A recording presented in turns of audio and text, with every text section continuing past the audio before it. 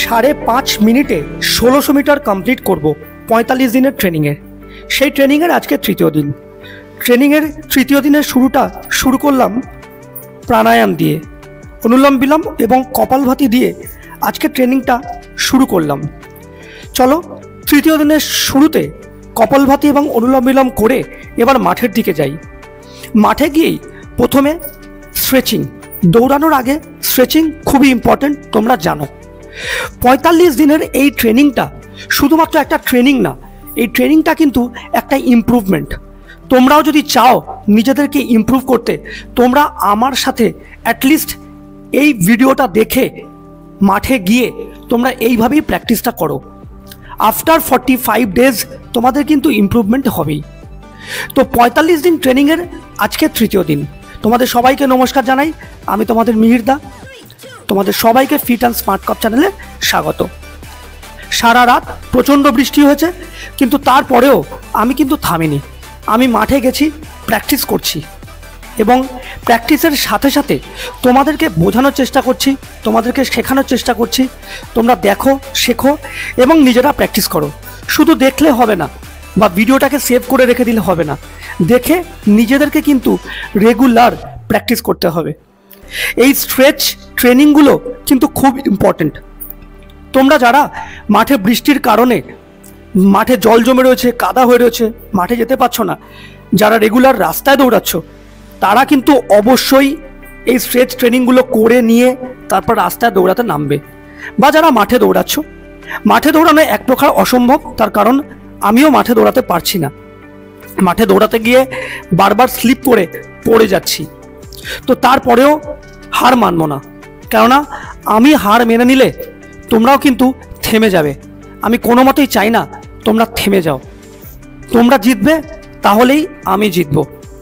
এই ট্রেনিংটা আমার সাথে 45 ডেজ একটু সিরিয়াসভাবে তোমরা করার চেষ্টা করো। পড়াশোনা, সারা দিন পড়াশোনা করো। সকালে 1 ঘন্টা এই ট্রেনিংটার জন্য সময় দাও।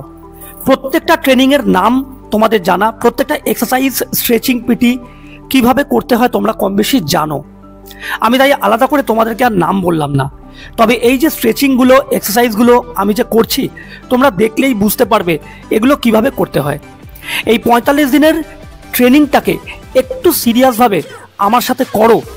আফটার 45 ডেজ আমি তোমাদের জন্য আনবো স্পেশাল কিছু, কথা দিচ্ছি। এবং প্রতি সপ্তাহে অন্তত একবার বা 15 দিনে একবার এই 45 ডেজের ট্রেনিংয়ের মধ্যে আমি তোমাদেরকে দেখাবো কিভাবে দৌড়াতে হয়, কিভাবে দৌড়াতে হয়, কি টেকনিকে দৌড়াতে হয়, কি টেকনিক, কি টিপস অ্যাপ্লাই করলে, ফলো করলে তুমি ইজিলি 5.5 মিনিটে 1600 মিটার রান কমপ্লিট করতে পারবে। ট্রেনিংয়ের ফাঁকে ছোট্ট করে দেখিয়ে দিয়ে মাঠের কন্ডিশন দেখো, মাঠের এই রকম কন্ডিশন, তার মধ্যেও কিন্তু আমি প্র্যাকটিস কন্টিনিউ করছি। আজকে একটুখানি হার্ড ট্রেনিং করেছি, তার কিছুটা তোমাদেরকে দেখালাম। তোমরা এক্ষুনি এসব করার দরকার নেই।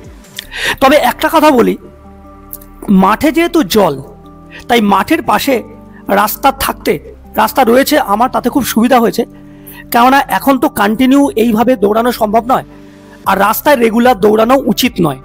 তাই মাঠের পাশের এই রাস্তায় আমি 100 মিটার করে আমি স্প্রিন্ট করি এবং এই 100 মিটার করে 10টা স্প্রিন্ট, মানে 1 কিলোমিটার, এবং তার মাঝখানে 100 মিটার করে 5 বার হাঁটা, এবং তার সাথে রয়েছে কিছু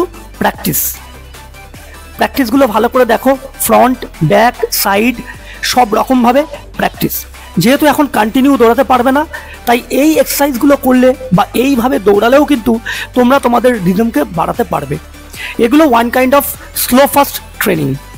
এবং তারপরে বলেছি প্রতিদিন চেস্টের এক্সারসাইজও ম্যান্ডেটারি।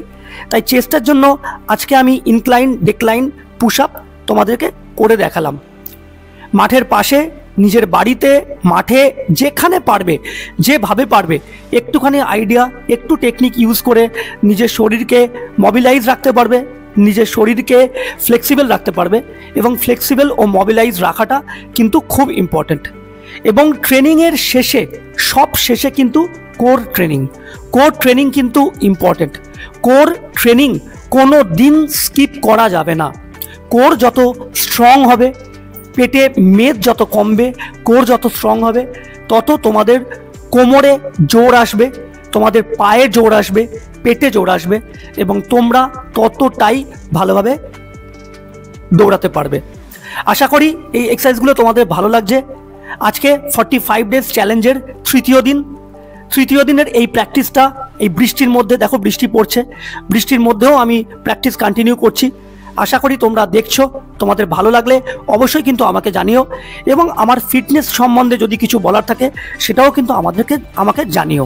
তো সুতরাং প্র্যাকটিস কন্টিনিউ থাকো, ভালো থাকো, সুস্থ থাকো, ভালো খাওয়া দাওয়া করো, রাতে ভালো করে ঘুমাও এবং সকালবেলা ভালো করে প্র্যাকটিস করো। জয় হিন্দ, বন্দে মাতরম।